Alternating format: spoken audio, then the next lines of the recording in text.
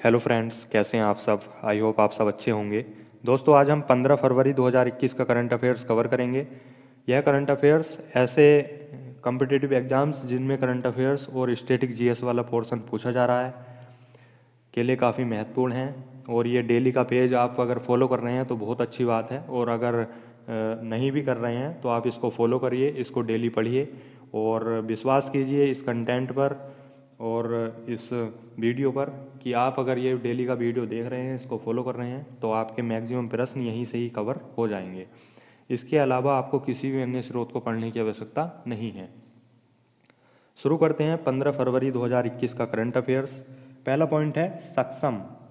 सक्षम अर्थात श्रमिक शक्ति मंच। इसके तहत एमएसएमई क्षेत्र में कौशल और उद्योगों को आपस में जोड़ा जाएगा और जोड़ करके एक ऐसा मंच प्रदान किया जाएगा जो रोजगार के क्षेत्र में अवसर प्रदान करे युवाओं को, और उसी के लिए शुरुआत की गई है सक्षम मंच की। एक मिशन और शुरू हुआ है जिसका नाम है सी बीड मिशन। सी बीड मिशन, इसके तहत समुद्री शैवाल की व्यावसायिक खेती पर जोर दिया जाएगा और जिससे मूल्य संवर्धन हेतु मदद मिलेगी। सी बीड मिशन समुद्री शैवाल की व्यावसायिक खेती को बढ़ावा देने के लिए शुरू हुआ है, जबकि सक्षम अभियान शुरू हुआ है कौशल और उद्योगों को जोड़कर रोजगार के अवसर प्रदान करने के लिए।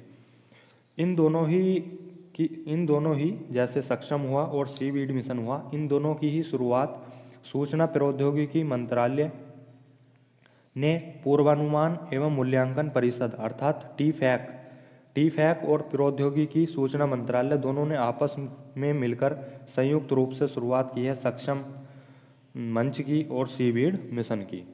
सक्षम मंच का उद्देश्य है रोजगार के अवसर प्रदान करना एमएसएमई क्षेत्र में, जिसमें इन्होंने कौशल और उद्योगों को आपस में जोड़ा है। और सी बीड मिशन का उद्देश्य है समुद्री शैवाल की व्यावसायिक खेती पर जोर देना। नेक्स्ट पॉइंट है तपोवन डैम। तपोवन डैम, देखो हाल ही में क्या हुआ, उत्तराखंड में एक ग्लेशियर का टूट गया था जिससे वहाँ पे पानी की अधिकता से आसपास के क्षेत्रों में खासतौर से चमोली वाले ज़िले में बाढ़ जैसे नज़ारे आए देखे गए थे, और जो उसमें काफ़ी लोगों के गुम होने की आशंका भी व्यक्त की गई थी।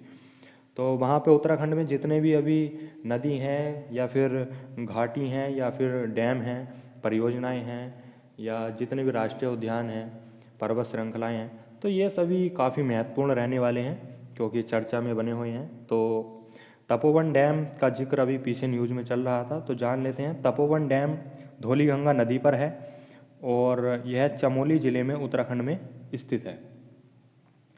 ऐसे ही नीति घाटी उत्तराखंड में स्थित है, यह भी काफ़ी चर्चित रही है लास्ट टाइम। तो नीति घाटी उत्तराखंड में और तपोवन डैम धौलीगंगा नदी पर है, चमोली जिले में उत्तराखंड के।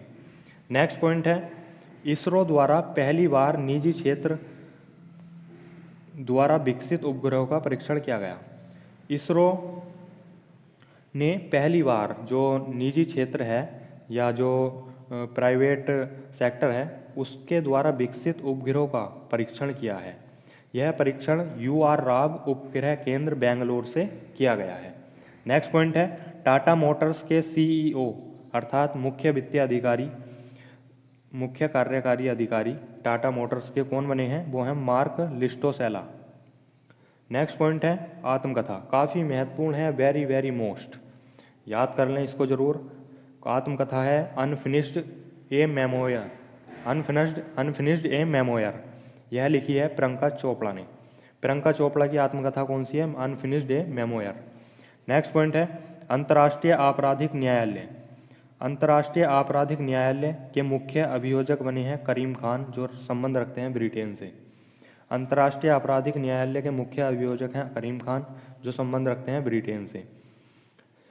अंतर्राष्ट्रीय आपराधिक न्यायालय का जो हेडक्वार्टर है वो आप सभी जानते हैं, द हेग पड़ती है जगह नीदरलैंड में। नीदरलैंड के शहर द हेग में हेडक्वार्टर है अंतर्राष्ट्रीय आपराधिक न्यायालय का। इस न्यायालय की स्थापना हुई थी 1998 में। नेक्स्ट पॉइंट है इटली के नए प्रधानमंत्री। इटली के नए प्रधानमंत्री बने हैं मोरियो ड्रेगी। इटली के नए प्रधानमंत्री हैं और इटली की राजधानी है रोम और मुद्रा है यूरो। नेक्स्ट है सीएट एक कंपनी है जो टायर्स वगैरह बनाती है। तो सिएट के जो ब्रांड एम्बेसडर बने हैं वो बने हैं राणा दुग्गुवती। राणा दुग्गुवती सिएट के ब्रांड एम्बेसडर बने हैं। नेक्स्ट है आपातकालीन मानवीय सहायता के तौर पर भारत द्वारा सीरिया को 2000 मीट्रिक टन चावल भेंट किया गया। आपातकालीन जो इमरजेंसी में मानवीय सहायता की जाती है उसी के तहत भारत ने सीरिया को 2000 मीट्रिक टन चावल भेंट की है, अर्थात सहायता की है 2000 मीट्रिक टन चावल भेजकर। तो जान लेते हैं चावल के बारे में। चावल राष्ट्रीय चावल शोध संस्थान भारत में कहाँ स्थित है? राष्ट्रीय चावल शोध संस्थान भारत में कटक में स्थित है। नेक्स्ट है चावल के रोग। चावल में कौन कौन से रोग लगते हैं? तो एक है ब्लास्ट, एक है खैरा। ब्लास्ट खैरा रोग चावल में लगते हैं और चावल शोध संस्थान कहाँ स्थित है? कटक में। नेक्स्ट पॉइंट है सर्व अर्थात विज्ञान एवं अभियंत्रण अनुसंधान मॉडल, जिसमें जो है सर्वभूमन एक्सीलेंस अवार्ड 2021 दिया गया है डॉक्टर शोभना कपूर को, अंतरा बनर्जी को, सोनू गांधी को, रितु गुप्ता को। 4 भारतीय डॉक्टर्स को दिया गया है सर्वभूमन एक्सीलेंस अवार्ड 2021, जिसमें है शोभना कपूर, अंतरा बनर्जी, सोनू गांधी, रितु गुप्ता। नेक्स्ट है पॉइंट विजयनगर। विजयनगर कर्नाटक में पड़ता है और कर्नाटक का 31वां जिला बना है विजयनगर। विजयनगर जिले में हम्पी विरूपाक्ष मंदिर जैसी यूनेस्को विश्व धरोहर स्थित हैं। तो इसलिए यह काफ़ी महत्वपूर्ण हो जाता है कि हम्पी विरूपाक्ष मंदिर जैसी यूनेस्को विश्व धरोहर इस जिले में स्थित है और यह जिला कर्नाटक का 31वां जिला बना है। इस जिले का नाम विजयनगर साम्राज्य के नाम पर पड़ा है। विजयनगर जिले का नाम विजयनगर साम्राज्य के नाम पर पड़ा है और विजयनगर साम्राज्य की स्थापना हुई थी 1336 में, आप सभी जानते हैं। और विजयनगर साम्राज्य की स्थापना 1336 में किसने की थी? हरिहर और बुक्का के नेतृत्व में हुई थी। विजयनगर साम्राज्य में कृष्ण देव राय प्रमुख शासक था और इसके दरबार में अष्टदिग्गज अर्थात तेलुगु के 8 विद्वान शामिल थे। तालीकोटा, तालीकोटा या जिसे बोलते हैं राक्षसी तंगड़ी का युद्ध। तालीकोटा राक्षसी तंगड़ी का युद्ध 1565 में हुआ था और इसमें विजयनगर एवं बीदर, अहमदनगर, बीजापुर, गोलकुंडा जैसे संघ आपस में इनके विरुद्ध हुआ था। सन पूछ लेता है तालीकोटा और राक्षसी तंगड़ी का युद्ध कब हुआ था? 1565 में। किस किस के मध्य हुआ? विजयनगर एवं बीदर, अहमदनगर, बीजापुर, गोलकुंडा इन संघों के विरुद्ध हुआ। विजयनगर साम्राज्य की एक खास विशेषता ये भी है कि इसमें नायंगार और आयंगार व्यवस्था विशिष्ट प्रशासनिक व्यवस्था थी। विजयनगर साम्राज्य में काफ़ी विदेशी यात्री भारत आए थे।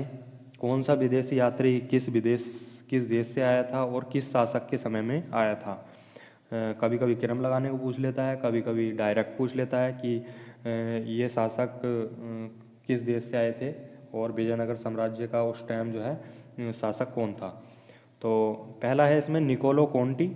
निकोलो कोंटी बेसिकली इटली के रहने वाले हैं और ये देवराय प्रथम के समय में भारत आए थे। नेक्स्ट है अब्दुल रज्जाक, फारस से संबंध रखते हैं, देवराय द्वितीय के शासनकाल में भारत आए थे। एक है नूनिच पुर्तगाल से है। अच्युत राय के समय ये जो है भारत आया था। और नेक्स्ट है डोमिंग पायस और बारबोसा। डोमिंग पायस और बारबोसा दोनों ही पुर्तगाल से संबंध रखते हैं और ये कृष्ण देव राय के समय भारत आए थे। तो दोस्तों ये विजयनगर साम्राज्य से संबंधित कुछ फैक्ट्स थे। आई होप आपको ये समझ आए होंगे।